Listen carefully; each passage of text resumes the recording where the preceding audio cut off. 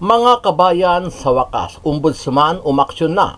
Ito ay makalipas ang 3 araw matapos maghain ng reklamo ang kampo ni Senator Amy Marcos para sa mga mastermind at nasa likod ng pagpapaaresto kay dating Pangulong Duterte para dalhin sa International Criminal Court o ICC dyan sa The Hague, Netherlands. Kahapon ay naglabas ng mabilis na aksyon ang ombudsman sa mga akusado at matataas na opisyal ng gobyerno ni Pangulong Bongbong Marcos Jr. kung saan ay binibigyan ang mga ito ng 10 araw para magpaliwanag sa ahensya.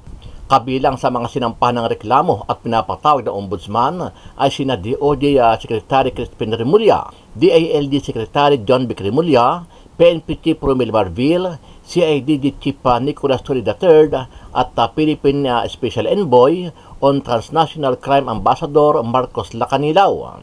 Dahil dito iginiit naman ni Vice President Inday Sara Duterte na hindi lang ang mga opisyal at gabinete ni PBBM ang dapat managot kundi maging si Pangulong Bongbong Marcos Jr. mismo dahil siya ang nag-utos at pinaka-mastermind sa pagpapakidnap kay dating Pangulong Duterte. That is an impeachable offense. It's a culpable violation of the Constitution and betrayal of public trust because they allowed a foreign jurisdiction to intervene in our national sovereignty. Samantala, ipinagbubunyi naman ng mga taga-suporta ni dating Pangulong Duterte ang mabilis na aksyon ng ombudsman. Makikita sa isang pagtitipon sa isang compound dyan sa The Hague, Netherlands ang ating mga kababayang OFW kasama si Atty. Harry Roque at kilalang taga-suporta ng mga Duterte. Pero ngayon po, mabuting balita ha, ang ating ombudsman, pinasasagot na ang mga nagpakidnap kay Tatay Digong papunta ng The Hague para sa arbitrary detention, usurpation of judicial function, at iba pang mga kaso. Mantakin nyo, inaresto siya, dineport siya, hindi man lang siya pinakinggan. Hindi man lang siya binigyan ng pagkakataon na madinig para sabihin wala ng jurisdiksyon ang hukuman ng ICC. Di ba nagkaroon ng deprivation of liberty without due process of law? Di ba nung siya ay hinarang sa Villamor Air Base at pinagbawal na umalis doon sa Villamor Air Base at umuwi, yan ay deprivation of liberty. So talagang dalabag yung due process right ng ating presidente kasi hindi siya binigyan ng pagkakataon na questionin yung basihan ng pagkakaaresto sa kanya. Nakakalungkot nga eh. Kung matatandaan, maraming bumabatikos kay Senadora Amy Marcos kaugnay sa kanyang di umano ay peking pagsuporta sa mga Duterte. Isa na nga dito si Atty. Harry Roque, Atty. Salvador Panelo, maging ang asawa ni PRRD na si Hanilet Abansenya at marami pang iba. Ayon sa kanila, ginagawa lang ni Senator Amy ang kunwari ang pag-iimbestiga sa Senado para mapanagot ang mga nasa likod ng pagpapakidnap kay PRRD. Pero dahil sa nagiging magandang development sa mga ginagawa ni Senator Amy, tila nakakakuha na siya ng atensyon sa ating mga kababayan, partikular ang mga DDS supporters, maging itong kilalang vlogger at retired general na si Mr. Macanasa. Galit pa rin ba kayo kay Senator Amy? Ayaw nyo pa rin ba siyang isama sa Duterte plus 2? Well, nasa inyo kung galit pa rin kayo, okay lang kung ayaw nyo. Basta ako, my family, we have decided na talagang isama naming botohan si Senator Amy. Well, kanya-kanyang ano na lang tayo dyan. To us, to our family, napatunayan na namin na hindi naman kasalanan ni Senator Amy na Marcos siya. Hindi naman ang magkakapatid, hindi naman pare-parehas. Sabi nga ni BP Sara, iba si Bongbong Marcos, iba si Amy. Ano ang masasabi mo dito, kabayan? Dahil sa ginawang aksyon ng ombudsman, mapapanagot na kaya ang mga matataas na opisyal ni Pangulong Bongbong Marcos Jr. na nasa likod ng pagpapaaresto kay dating Pangulong Duterte? Sama-sama nating panuorin ang buong video at pakicomment nyo po ang inyong mga reaksyon at sariling opinyon. Pero bago yan, sa mga hindi pa po nakasubscribe sa ating channel na Kabayan News PH, pakipindot po ang subscribe button at pakiclick na rin ang notification bell para lagi kayong updated sa mga bagong upload natin na legit at napapanahong balita. Maraming pong salamat.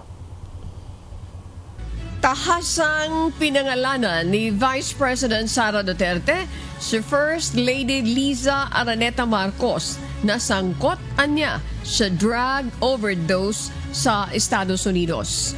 Ayon sa pangalawang Pangulo, makikita ang pangalan ng unang ginang sa police report na may kaugnayan sa nasabing insidente.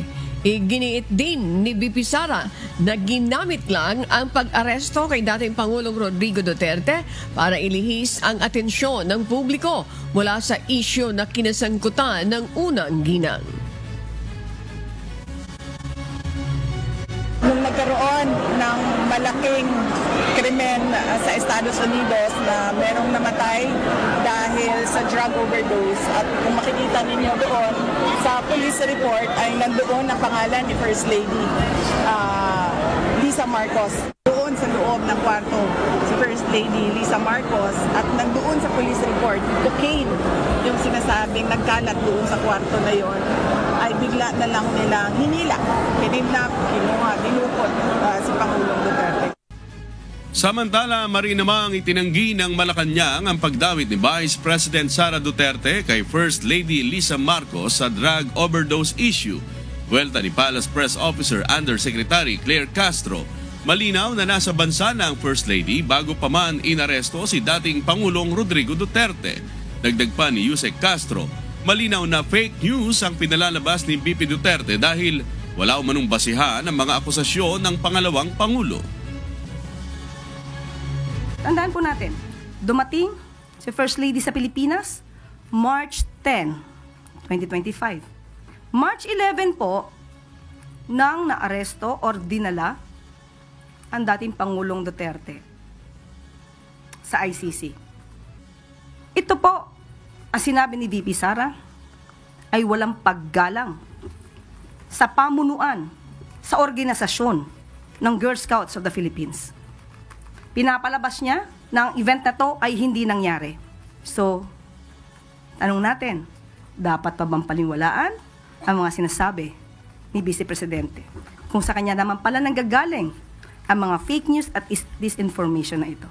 5 high-ranking official ng bansa ang pinagpapaliwanag ng Ombudsman kaugnay ng ginawang pag-aresto kay dating Pangulong Rodrigo Duterte noong March 11 at pag-turnover sa kanya sa International Criminal Court sa the Netherlands. Base sa dokumento na inilabas ngayong araw ng Ombudsman, pinasusumite ng counter-affidavit sina Justice Secretary Boying Rimulya, PNP CIDG Chief Major General Nicolas Torre III, PNP Chief General Romel Marbil, DILG Secretary John Vic Rimulya at Special Envoy for Transnational Crime Marcos Lacanilao. Nitong Biyernes lang ng personal na naghain ng reklamo sa Ombudsman si Senator Amy Marcos. Kalakip ng kanyang reklamo, isinumiti rin ng senadora ang report ng Senate Committee on Foreign Relations kung saan siya ang chairperson.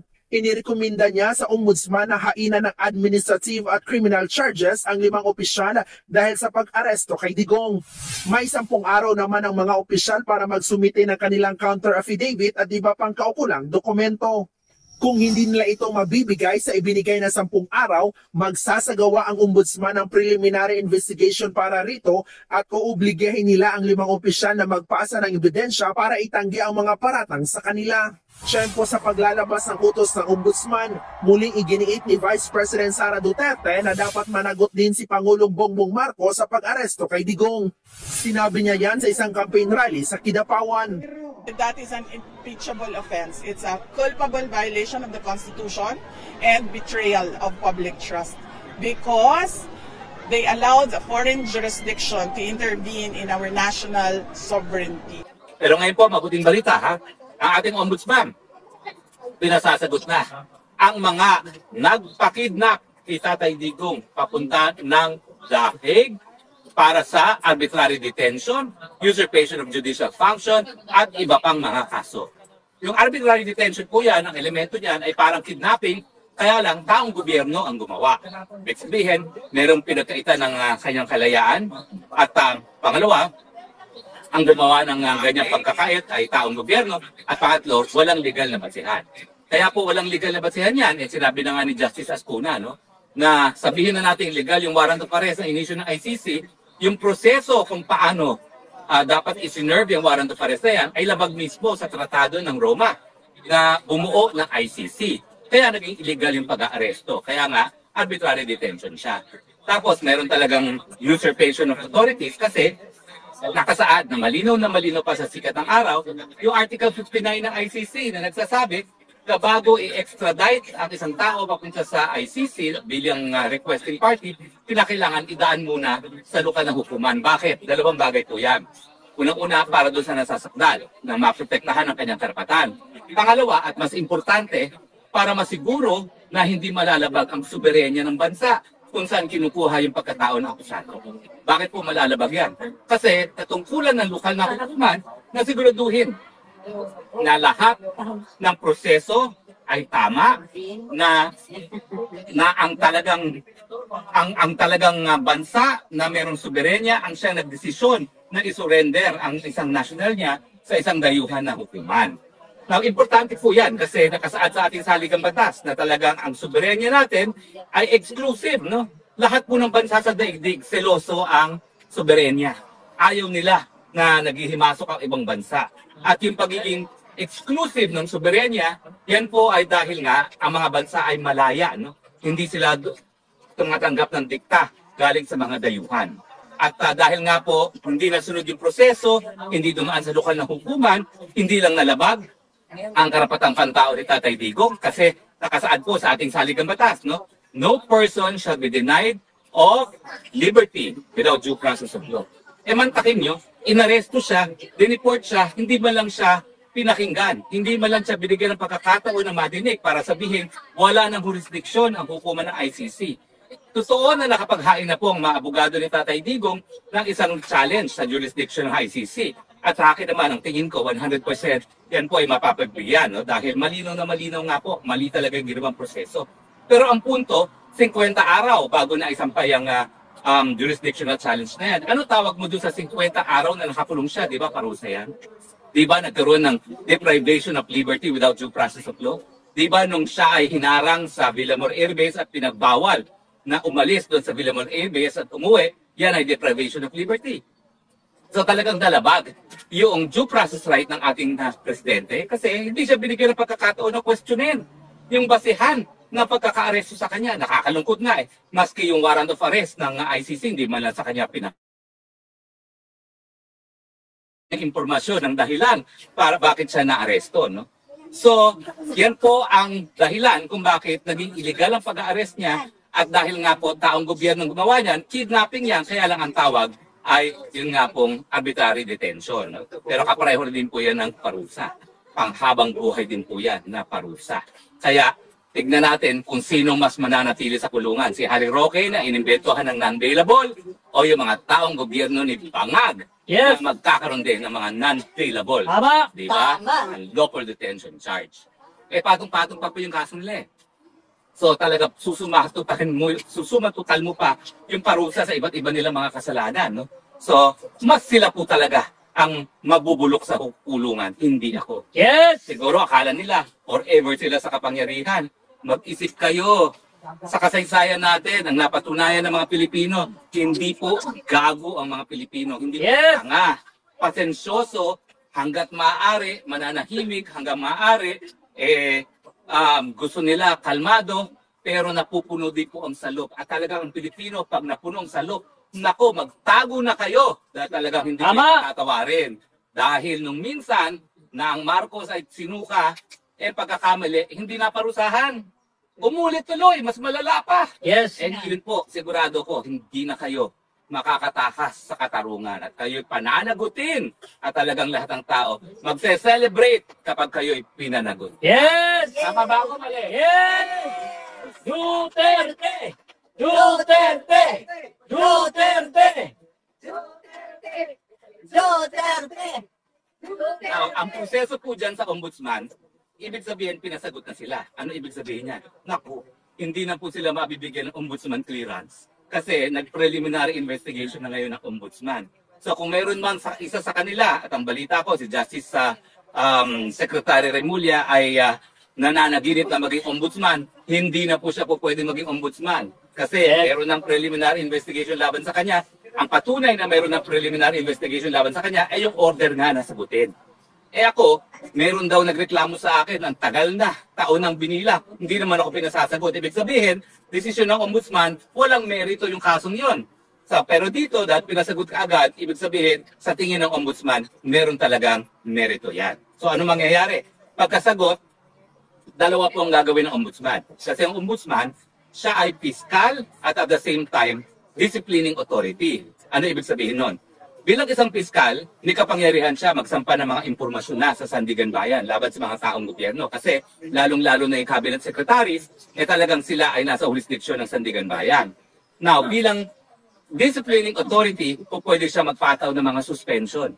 So sigurado po ang susunod na hakbang kapag nakasagot na sila at kahit anong sagot naman nila nakita natin sa telebisyon at sa video kung anong ginawa nila, talagang linabag nila karapatang pantao ni Tatay Digong at linabag nila ang soberenya ng Pilipinas. Tama! Sigurado po yan. Kahit ano pang sabihin nila, sila ay masususpend. Bagamat matagal yung proseso sa pagkakakulong, although sa tingin ko, pagkatapos ng preliminary investigation sa pagkakagad ng kaso at sana nga maging non-bailable ang kanilang mga kaso na makatikim din sila ng ginawa nila sa akin na non-bailable. Yes! Sana nga, ang ombudsman naman, maglagay din ng whole departure order dahil baka mamaya pag nawala na itong pang-administration na ito, magsitakbo na rin yung mga yan. Sigurado po yan. Tatago. Ako po naniniwala po ako sa katalanuhan ng sambayan ng Pilipino. Kaya araw na lang ang bibilangin natin. History na itong bangat na administrasyon na ito. Yes. Lalong-lalo na dahil dadayain naman nila itong eleksyon na ito. Naku po, makikita nyo po ang hagupit ng kasaysayan, ang hagupit ng sabayan ng Pilipino kung pati eleksyon dadayain nyo. Goodbye Marcos na kayo. Kaya, ewan ko, kaso talaga namang dadayain nila, lalo-lalo na yung sa Davao. Importante sa kanila, mapanalo nila yung putong lupang kalaban ni Tatay Digong doon. Putong lupa po talaga yun. Baka, walang makita yung taong yun.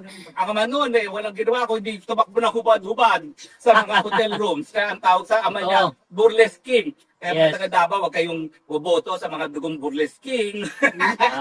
Unless gusto nyo rin maging Burlesque King, mamaya, gigiling-giling kami dito sa Bangag, Nyiwi at Butod moves na inimbento dito sa Dahig. Walang iba ni Alvin and Tourism. Magandang araw mga kaibigan. Ito breaking news lang bigyan ko kayo ng update. Good news po sa mga nagmamahal kay PRRD. Ang ombudsman umaksyon kaagad doon sa reklamo o kaso na isinampa ni Senator Amy Marcos. Yung nire-recommenda niya na ang ombudsman imbestigahan ang mga top government officials ng administrasyong ito tungkol sa illegal arrest na ginawa nila kidnapping kay PRRD. So that was 3 days ago. I'm not sure napakabilis po ang aksyon ng ombudsman.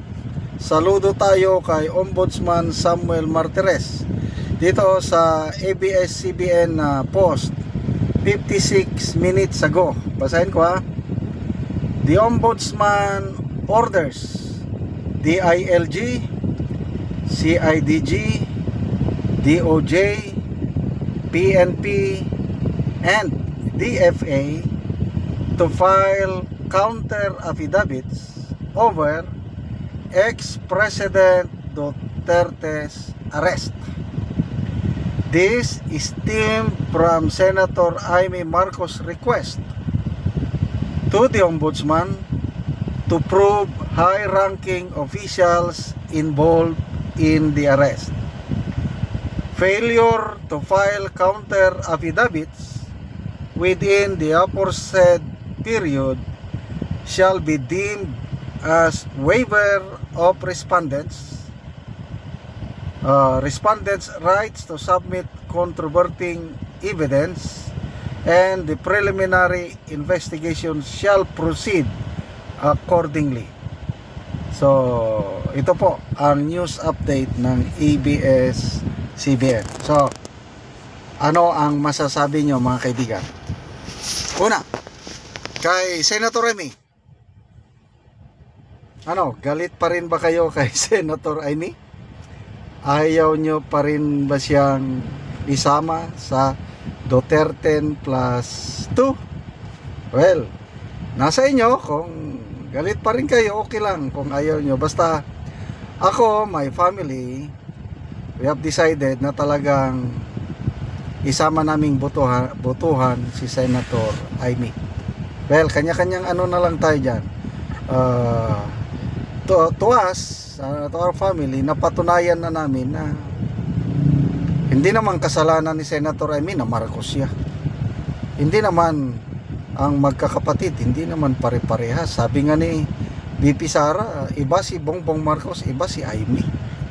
Nag-joke na lang siya nga, ma'am, dapat palitan mo na ang apelyido mo. Well, mayroong Marcos loyalist na nagsabi, hindi si Amy ang dapat magpalit ng apelyido, it should be Bongbong Marcos. Dahil sabi ng Marcos loyalist na si Amy talaga ang nakakasunod sa apak ng kanyang tatay. And I agree. Talagang saludong-saludo ako dito kay Senator Amy. Ang kasalanan lang niya, na inaamin naman niya, siya yung nag-convince kay BP Sara na tatakbo na running mate ng kanyang kapatid. Inamin naman niya na napahamak niya si BP Sara. Si BP Sara naman, napatawad niya na si Senator Amy, kaya ngayon, nagpa-partner sila. So, ito ngayon, nagbunga na. Ang bilis 3 days lang. Okay, so, pag-usapan naman natin si Ombudsman Samuel Martires na ito, may issue siya doon kay Governor Gwen Garcia sa suspension kay Garcia na inaakusahan na parang may kinalaman daw si Pangulong Rodrigo Roa Duterte. Kasi nga, appointee siya ni PRRD. Halos lahat naman dyan, appointee. Ang daming appointee ni PRRD. Kaya lang, wala na yun. Sa mga nabasa kong post itong nagkarang araw, talagang mas lalo kong nakilala si Ombudsman Martires na he is one of the few government official natin na maaasahan natin dahil he rose from the ranks. He is full of integrity. Problema lang natin dyan is malapit na siyang mag-retire.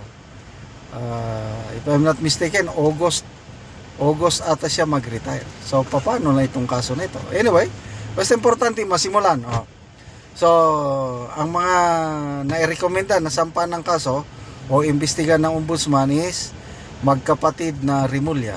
Kaya nga pinapasubmit ng counter affidavit yung DOJ at saka DILG. Kasi nandyan yung dalawang sekretary. And then PNP, CIDG. Kasi nandyan si General Marbel at General Torre. And then yung DFA naman, pinapasubmit din kasi parang under ata nila si Ambassador Marcos Lacanilaw. Okay?